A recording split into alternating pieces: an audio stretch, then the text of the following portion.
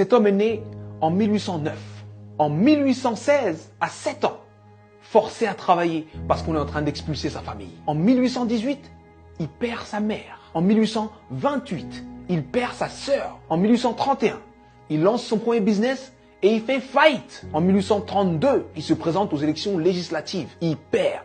En 1833, il emprunte de nouveau de l'argent pour créer un business qu'il lance et qui fait faillite encore. En 1835, il rencontre une femme merveilleuse, il tombe amoureux d'elle, il se fiance et elle meurt. En 1836, il rentre dans une période sombre de sa vie, il rentre dans une dépression profonde. Et il reste alité pendant 6 mois consécutifs.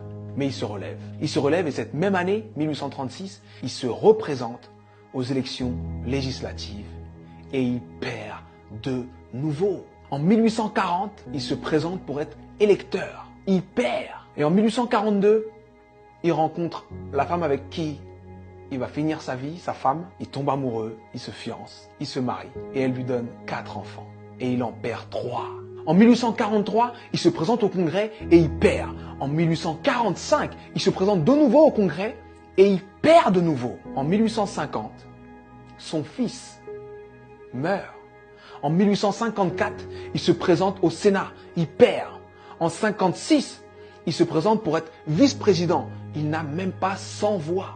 En 1958, il se présente de nouveau au Sénat et il perd de nouveau. Et en 1960, Abraham Lincoln est élu président des États-Unis d'Amérique.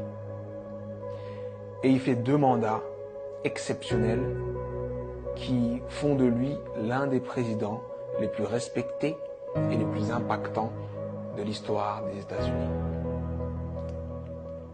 C'était important que je te raconte cette histoire.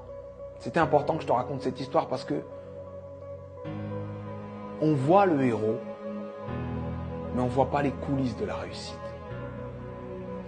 Il faut que tu acceptes les coulisses de ta réussite. Peu importe la difficulté, peu importe ce qui se passe, peu importe ce que tu dis, sache que tant que tu respires, ton but t'attend. Tant que tu respires, ton rêve t'attend. Et je vais te dire une chose que je veux que tu gardes dans ta tête et dans ton cœur le plus longtemps possible et que tu te répètes le plus souvent possible. Les épreuves que tu trouves sur ton parcours sont adaptées à ton potentiel. Les petits potentiels ont de petites épreuves. Les gros potentiels ont de grosses épreuves. On peut tous, dans nos vies, prendre des feuilles, noter les dates des moments les moins drôles de nos vies, les moments les plus difficiles de nos vies, et faire une liste comme celle que je viens de faire pour Abraham Lincoln.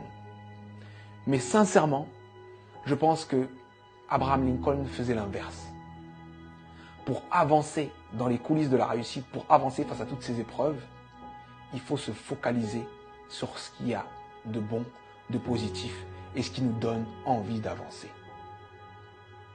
Donc, je sais que ça peut être dur d'être au cœur de la tourmente, ça peut être dur de perdre des gens, de faire face à l'échec encore et encore et encore. Mais, concentre-toi sur ce que tu es en train d'essayer d'accomplir et accomplis-le. Et je peux te garantir que parce que tu es passé par là, tu as changé l'ampleur, le sens et le goût de ta réussite. Alors traverse ces épreuves. Elles sont adaptées à ton potentiel, elles sont là pour te faire grandir. C'était Sudei, j'espère que cette vidéo t'a plu et si elle t'a plu, partage-la. Merci.